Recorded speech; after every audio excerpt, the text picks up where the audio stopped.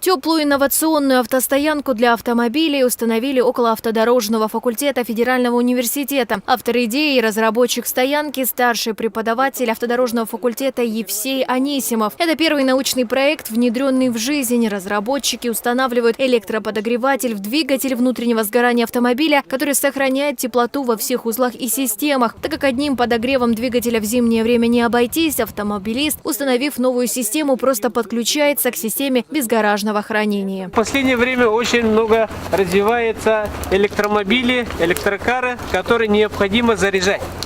А заряжать необходимо в специальных стоянках, которые, как мы организовали, и, соответственно, она будет в охраняемых территориях. Ну, принцип тот, вот наглядно смотрите. Для того, чтобы припарковаться к нашей стоянке, необходимо в двигатель внутреннего сгорания смонтировать электроподогреватель, который будет поддерживать работоспособное состояние. Автор идеи отметил, что для жителей Якутии установка электроподогревателя в двигатель и аренда стояночного места будут экономнее, чем аренда теплого гаража. Также он добавил, что стоянка станет научным полигоном, где молодые ученые будут проводить эксплуатационные испытания автомобилей.